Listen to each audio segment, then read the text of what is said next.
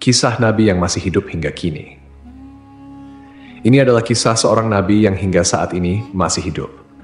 Kelak ia akan diwafatkan dan dimakamkan di muka bumi setelah menegakkan kebenaran atas syariat Nabi Muhammad SAW. Allah Subhanahu wa Ta'ala berfirman, "Sesungguhnya Allah telah memilih Adam, Nuh, keluarga Ibrahim, dan keluarga Imran melebihi segala umat pada masa masing-masing sebagai satu keturunan, sebagiannya adalah keturunan dari sebagian yang lain. Allah Maha Mendengar, Maha Mengetahui." Allah Subhanahu wa Ta'ala telah memilih Nabi Adam alaihissalam sebagai bapak seluruh manusia, Nabi Nuh alaihissalam sebagai rasul pertama, dan keluarga Ibrahim yang di dalamnya termasuk Nabi Muhammad SAW. Di antara keluarga yang dimuliakan Allah Subhanahu wa Ta'ala disebut pula keluarga Imran. Imran adalah ayah Maryam, seorang wanita suci yang melahirkan Nabi Isa alaihissalam. Maryam berasal dari keluarga terhormat di kalangan Bani Israel hingga namanya diabadikan dalam Al-Quran pada surah Ali Imran, yang berarti keluarga Imran. Keistimewaan keluarga ini terletak pada ketaatan mereka kepada Allah Subhanahu wa Ta'ala. Maryam binti Imran bin Matsam adalah keturunan Nabi Dawud alaihissalam. Ayahnya Imran adalah seorang yang rajin menjalankan ibadah syalat di kalangan Bani Israel, sedangkan ibunya Hannah binti Fakud bin Kabil adalah wanita ahli ibadah. Hannah awalnya mandul, tetapi suatu hari ia melihat seekor burung memberi makan anaknya. Ia pun tergerak untuk memohon keturunan kepada Allah Subhanahu wa Ta'ala. Ia bernazar bahwa jika dikaruniai anak, ia akan mengabdikan anaknya kepada Allah Subhanahu wa Ta'ala di Baitul Maqdis. Allah Subhanahu wa Ta'ala mengabulkan doanya dan memberinya seorang anak perempuan yang diberi nama Maryam.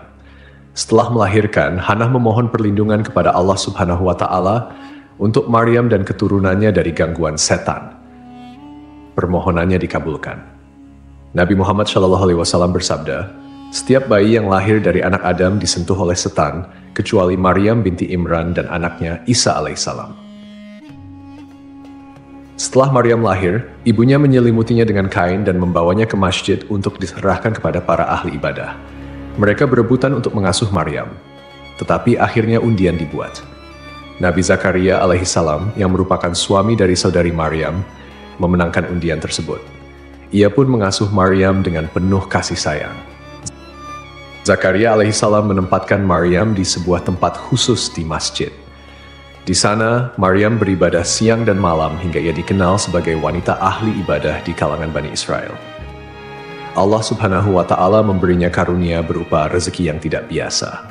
Setiap kali Nabi Zakaria alaihissalam mengunjungi tempat ibadah Maryam, ia mendapati buah-buahan yang tidak sesuai musimnya. Ketika ditanya dari mana asalnya, Maryam menjawab, "Itu dari Allah.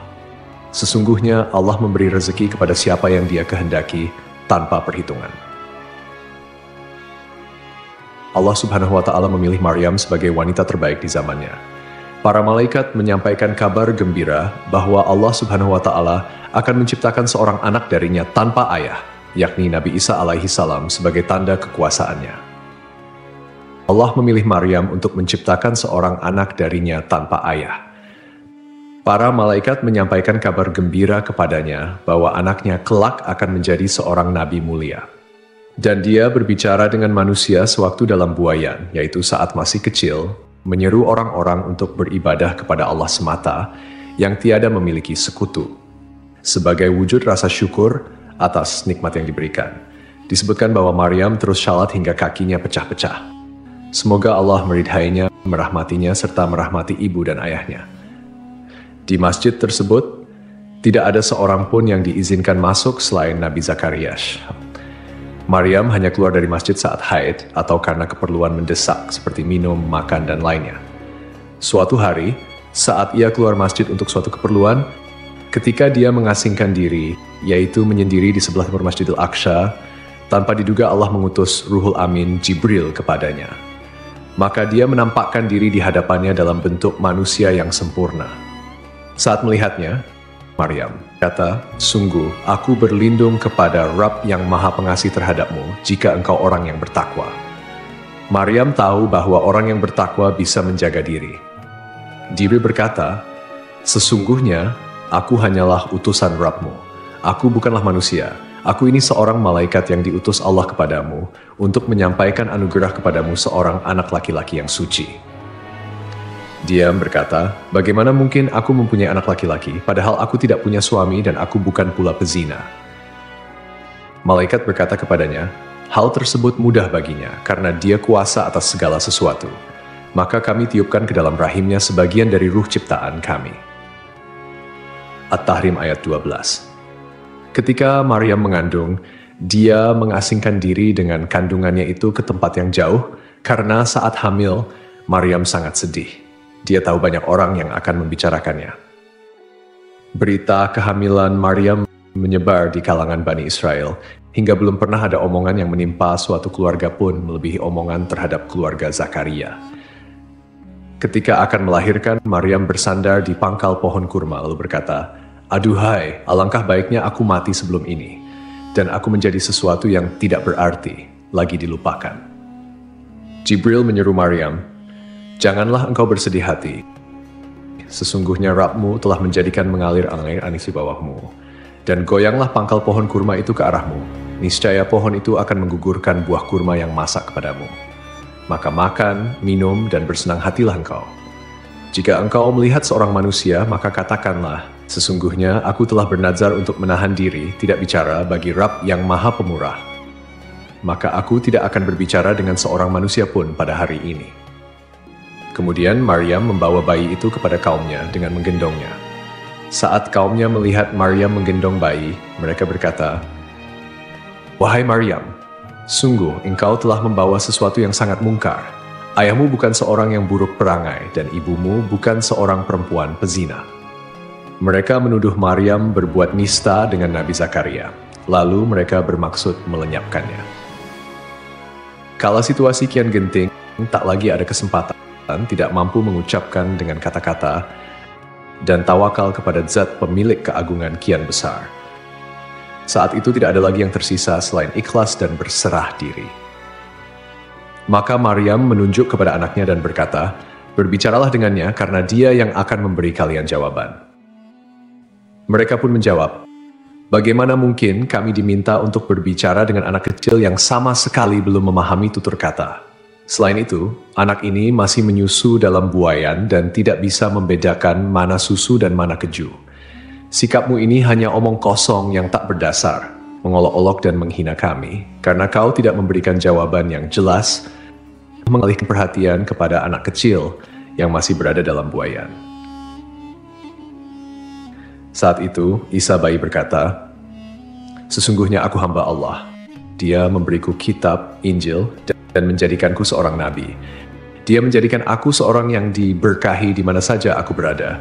Dan dia memerintahkan kepadaku untuk melaksanakan syalat dan menunaikan zakat selama aku hidup, serta berbakti kepada ibuku. Dia tidak menjadikanku seorang yang sombong lagi celaka. Kesejahteraan semoga dilimpahkan kepadaku pada hari kelahiranku, pada hari wafatku, dan pada hari aku dibangkitkan hidup kembali. Ini adalah kata-kata pertama yang diucapkan Isa putra Maryam. Kata-kata pertama yang ia ucapkan adalah pengakuan ubudiyah kepada Rabb-nya, dan bahwa Allah adalah Rabb-nya. Maka kata-kata Isa ini menyucikan Allah dari perkataan orang-orang zalim yang menyatakan bahwa ia adalah anak Allah. Isa juga membebaskan ibunya dari segala tuduhan zina yang disampaikan oleh orang-orang bodoh terkait kelahirannya. Allah berfirman, itulah Isa putra Maryam yang mengatakan perkataan yang benar yang mereka ragukan. Tidak patut bagi Allah mempunyai anak, maha suci dia. Apabila dia hendak menetapkan sesuatu, maka dia hanya berkata kepadanya, jadilah. Maka jadilah sesuatu itu. Setelah mukjizat yang Allah berikan kepada Nabi Isa alaihissalam, sebagian Bani Israel ada yang beriman, dan sebagian lainnya tetap tidak mau beriman. Nabi Isa lahir di Baitul Lahm, Bethlehem, di dekat Baitul Maqdis, sebuah kota yang terletak sekitar 9,5 km di selatan Yerusalem. Wahab bin Munabbih menyebutkan bahwa kala itu berhala-berhala runtuh di belahan timur dan barat bumi. Para setan pun kebingungan karena kondisi tersebut. Hingga akhirnya Raja Iblis mengetahui berita tentang Isa. Mereka mendapati Isa berada dalam buayan ibunya, sementara para malaikat menatapnya dengan tajam. Saat itu muncul sebuah bintang besar di langit yang membuat Raja Persia merasa khawatir. Ia bertanya kepada para dukun tentang munculnya bintang tersebut. Para dukun berkata, bintang ini pertanda lahirnya seorang bayi agung di bumi. Raja Persia kemudian mengirim utusan dengan membawa emas, sayuran, dan susu untuk dihadiahkan kepada Isa. Saat tiba di Syam, mereka ditanya oleh raja setempat tentang maksud kedatangan mereka. Mereka mengutarakan kejadian sebenarnya. Raja Syam kemudian menanyakan hal itu dan ternyata Isa putra Maryam telah dilahirkan di Baitul Maqdis. Beritanya menyebar luas karena sang bayi bisa berbicara saat masih berada dalam buayan. Raja Syam kemudian mengirim seseorang untuk menunjukkan tempat Isa agar mereka bisa membunuhnya setelah para utusan Raja Syam pulang. Ketika mereka sampai ke tempat Maryam dan menyerahkan sejumlah hadiah, mereka pulang. Lalu ada yang berkata kepada Maryam, para utusan Raja Syam hanya datang untuk membunuh anakmu. Maryam kemudian menggendong bayi Isa dan membawanya pergi ke Mesir. Di sana ia menetap hingga Isa mencapai usia 12 tahun. Allah Subhanahu wa Ta'ala mengajarkan Nabi Isa alaihissalam kitab Taurat dan Injil sebagaimana Allah mengajarkan kitab suci kepada nabi-nabi yang lain. Nabi Isa diutus oleh Allah dengan membawa misi yang sangat penting, yaitu mengajak Bani Israel untuk hanya beribadah kepada Allah semata. Ini adalah inti dari dakwah tauhid yang beliau bawa. Allah juga menunjukkan kepada Bani Israel berbagai mukjizat dan bukti nyata bahwa ajaran tauhid yang dibawa oleh Nabi Isa alaihissalam adalah ajaran yang benar. Sejumlah karamah dan mukjizat tampak pada beliau bahkan saat masih kecil. Di antaranya, suatu ketika seorang dahkan tuan rumah tempat Isa dan ibunya singgah kehilangan sejumlah uang di rumahnya. Rumah itu hanya ditempati oleh orang-orang fakir, lemah, dan mereka yang membutuhkan bantuan. Dahkan tidak tahu siapa pencurinya. Kejadian itu terasa berat bagi Maryam, juga bagi yang lain, termasuk sang tuan rumah. Mereka tidak bisa mengatasi permasalahan ini. Saat Isa mengetahui hal itu, ia menghampiri dua orang, salah satunya buta dan yang lain lumpuh. Isa berkata kepada si buta, berdirilah dan bawalah kursi ini. Si buta menjawab, aku tidak bisa melakukan itu. Isa berkata, seperti yang kalian berdua lakukan saat mengambil uang dari peti yang ada di dalam rumah itu. Setelah Isa mengatakannya, keduanya mengaku telah mencuri uang tersebut, lalu uang itu mereka kembalikan. Isa semakin terpandang di mata orang-orang, meski ia masih kecil. Ingatlah, ketika Allah berfirman, wahai Isa putra Maryam, ingatlah nikmatku kepadamu dan kepada ibumu sewaktu aku menguatkanmu dengan Ruhul Kudus. Engkau dapat berbicara dengan manusia pada waktu masih dalam buayan dan setelah dewasa. Ingatlah, ketika aku mengajarkan menulis kepadamu juga, hikmah, Taurat, dan Injil. Ingatlah, ketika engkau membentuk dari tanah, suatu seperti bentuk burung dengan seizinku, kemudian engkau meniupnya, lalu menjadi seekor burung yana dengan seizinku. Ketika engkau menyembuhkan orang yang buta sejak lahir, dan orang yang berpenyakit kusta dengan seizinku. Ketika engkau mengeluarkan orang mati dari kubur menjadi hidup dengan seizinku. Ingatlah, ketika aku menghalangi Bani Israel dari keinginan mereka membunuhmu, pada waktu engkau mengemukakan kepada mereka keterangan-keterangan yang nyata, lalu orang-orang kafir di antara mereka berkata, ini tidak lain hanyalah sihir yang nyata. Pada zaman Nabi Isa, manusia sangat tertarik dengan ilmu pengobatan. Maka Allah memberikan mukjizat kepada Nabi Isa terkait hal itu. Beliau bisa menyembuhkan orang yang buta sejak lahir dengan izin Allah, menyembuhkan orang yang berpenyakit kusta, bahkan menghidupkan orang yang telah mati. Nabi Isa juga bisa membuat burung dari tanah liat dan menghidupkannya atas izin Allah. Semua mukjizat itu ditujukan agar Bani Israel menyembah dan hanya beribadah kepada Allah Subhanahu wa Ta'ala semata. Allah juga memberi ilham kepada para pengikut setia Nabi Isa alaihissalam yang dikenal sebagai Al-Hawariyun. Mereka berkata, kami beriman kepada Allah dan Rasul-Nya, dan kami bersaksi bahwa kami adalah orang-orang yang patuh kepada ajaran-Mu. Namun suatu hari para pengikut itu meminta sesuatu yang luar biasa. Mereka berkata, wahai Isa putra Maryam, bersediakah Tuhanmu menurunkan hidangan dari langit kepada kami? Nabi Isa mengingatkan agar mereka bertakwa kepada Allah dan tidak meminta sesuatu yang berlebihan. Namun, mereka menjelaskan bahwa mereka ingin memakan hidangan itu agar hati mereka tenang dan yakin bahwa apa yang Nabi Isa sampaikan adalah benar. Maka Nabi Isa AS pun berdoa dengan penuh harap Ya Allah, turunkanlah kepada kami hidangan dari langit, dan jadikanlah hari turunnya sebagai hari raya bagi kami, bagi generasi sebelum kami dan setelah kami, serta sebagai tanda kebesaran-Mu. Berilah kami rezeki ya Allah, karena Engkaulah sebaik-baiknya pemberi rezeki.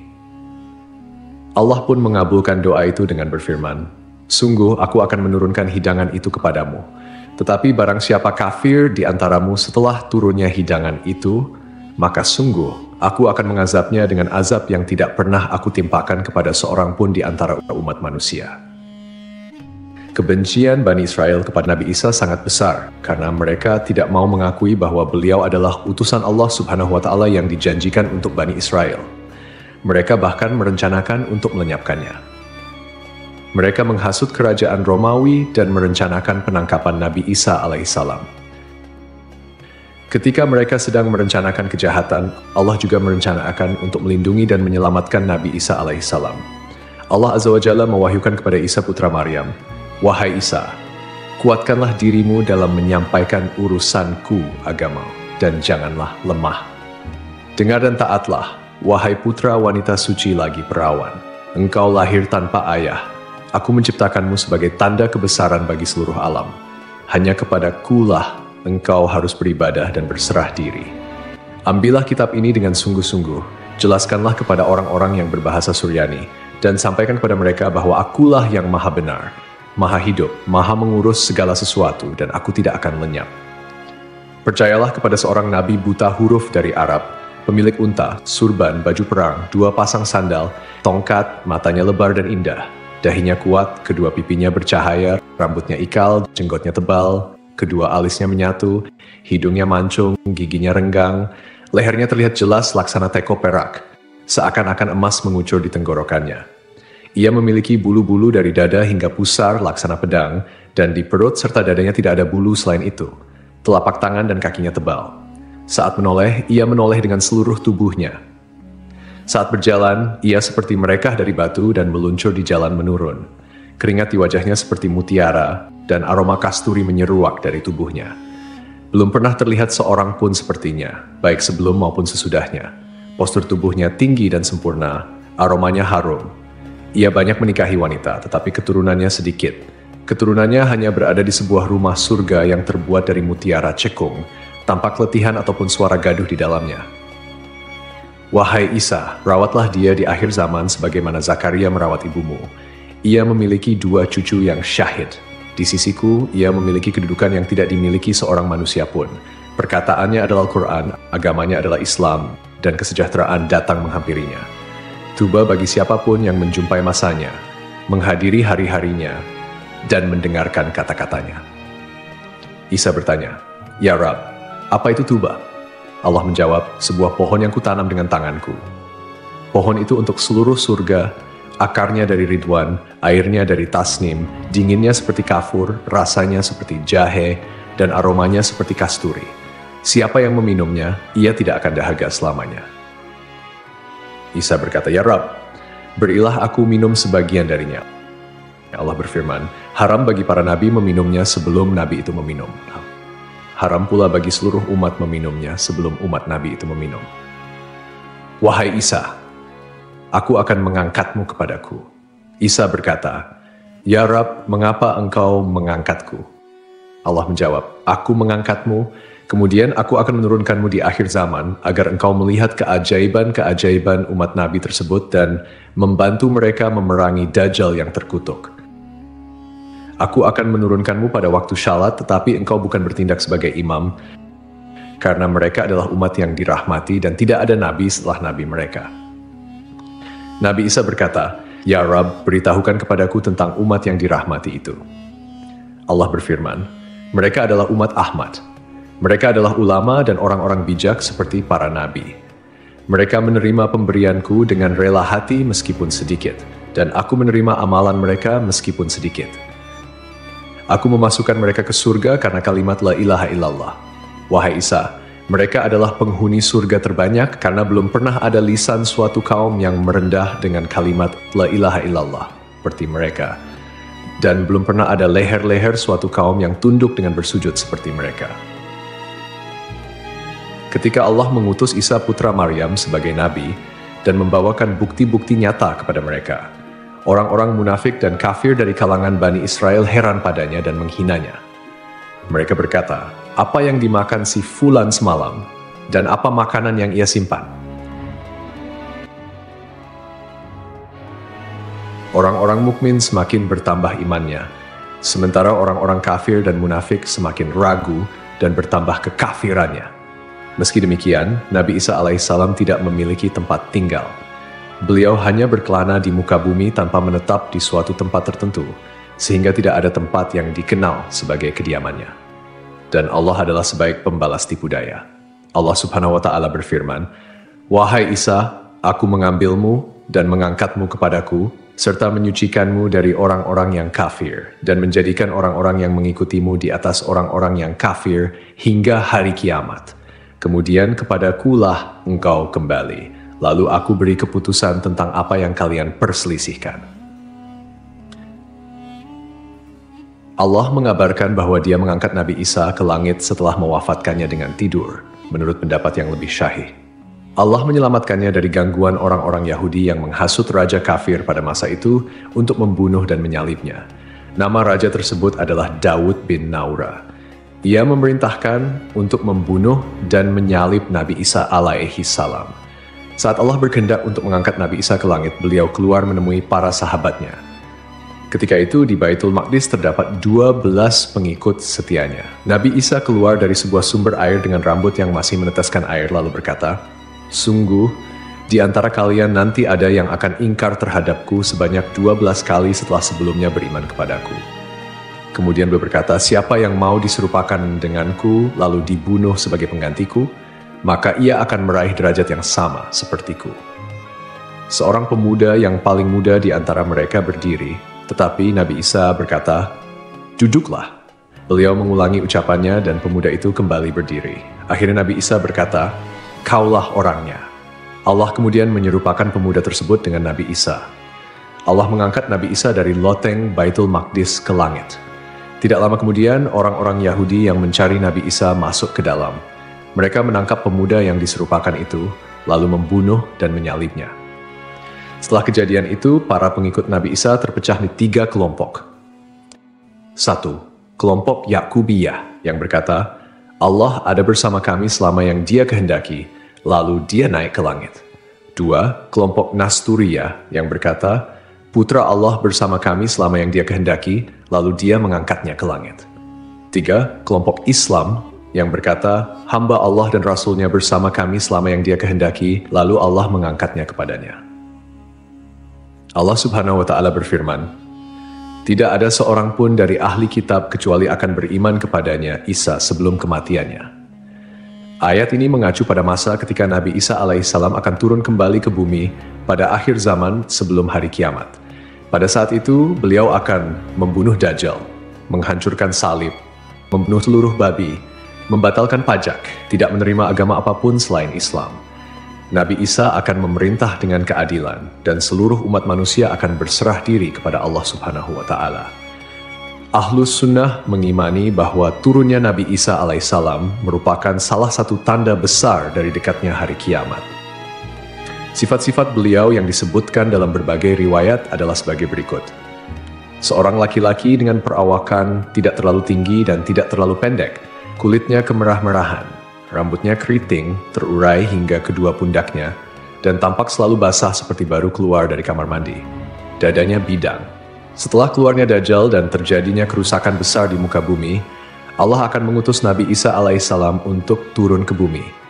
Beliau akan memimpin dengan keadilan, menghapuskan segala bentuk kezaliman, dan membinasakan Dajjal. Nabi Isa akan tinggal di bumi selama 40 tahun sebelum akhirnya wafat. Beliau akan dimakamkan di bumi sesuai dengan kehendak Allah Subhanahu wa Ta'ala. Setelah Nabi Isa alaihissalam wafat, kaum muslimin akan mensalatkan jenazah beliau sebagaimana mereka mensalatkan seorang hamba Allah yang syalih. Wallahu alam. Sungguh sangatlah mudah bagi Allah Subhanahu wa Ta'ala untuk menciptakan Nabi Adam alaihissalam tanpa ayah dan ibu, apalagi menciptakan Nabi Isa alaihissalam yang hanya tanpa ayah. Ketika Allah menghendaki sesuatu, Dia hanya berkata, "Kun, jadilah." maka terjadilah apapun yang Dia kehendaki. Oleh karena itu, tetaplah berharap dan bersandar hanya kepada Allah Subhanahu wa Ta'ala semata. Semoga kita dapat mengambil hikmah dari kisah ini dan semakin meningkatkan keimanan kita kepadanya. Wassalamualaikum warahmatullahi wabarakatuh.